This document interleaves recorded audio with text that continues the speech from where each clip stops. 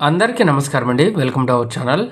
తెలంగాణ రాష్ట్ర ప్రభుత్వ ఉద్యోగులకు బేసిక్ పేలో ప్రతి నెల 21.84% అయితే నష్టం వాటిల్లుతుందండి.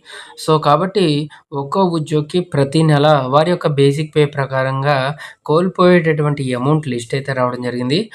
నష్టం వాటిల్లుతుంది. ఖచ్చితంగా ఈ నష్టాన్ని ప్రభుత్వం త్వరగతిన పూడ్చాలి. ఎందుకంటే ప్రతి ఒక్క ఉద్యోగికి ప్రతి నెల వేలల్లో నష్టపోతున్నారండి తమ యొక్క సాలరీస్.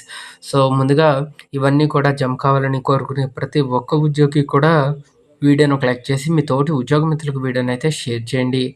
ఛానల్‌ని ఫస్ట్ టైం గనుక విజిట్ చేసినట్లయితే తప్పనిసరిగా సబ్స్క్రైబ్ అయితే చేసుకొని పక్కనే ఉండే బెల్ సింబల్‌ని యాక్టివేట్ చేసుకోండి. ఇప్పుడు ఆలస్యం చేయకుండా డీటెయిల్స్‌లోకి అయితే వెళ్ళిపోదాం. ప్రభుత్వ ఉద్యోగులు ప్రతి నెల 21.84% జీతంలో కోత అయితే విధిస్తున్నారు.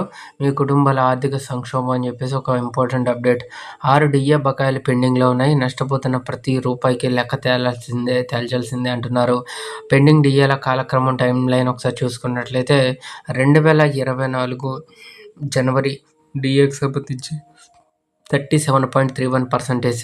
ఇక జూలై 2024 డిఏకి సంబంధించి 40.95%. ఇంకా జనవరి 2025 డిఏ 44.59.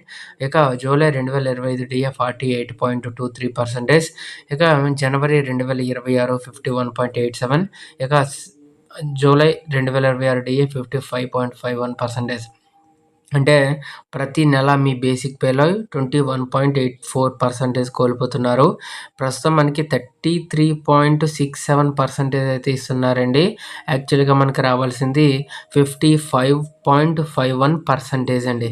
ఇక నెలవారీ వార్షిక ఆర్థిక నష్టం ఒక్కసారి చూసుకున్నట్లయితే మీ బేసిక్ పే 30,000 ఉంటే వారికి నెలవారీ నష్టం రూ. 6,552 వాటిల్లుతుంది.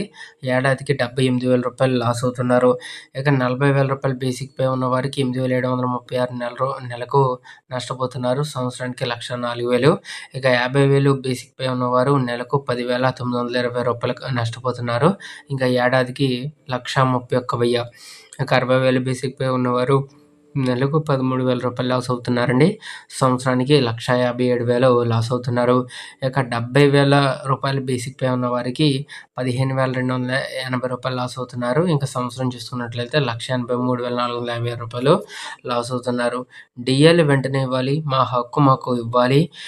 ప్రస్తుత డిఏ చాలదు. డిఏలే మా హక్కు అని చెప్పేసి ప్రభుత్వం తక్షణం స్పందించాలి. న్యాయం జరగాలి అని చెప్పేసి ప్రభుత్వ ఉద్యోగులు అడుగుతున్నారు. ఇదండి వాళ్ళ ఎంప్లాయీస్ సంబంధించి వచ్చిన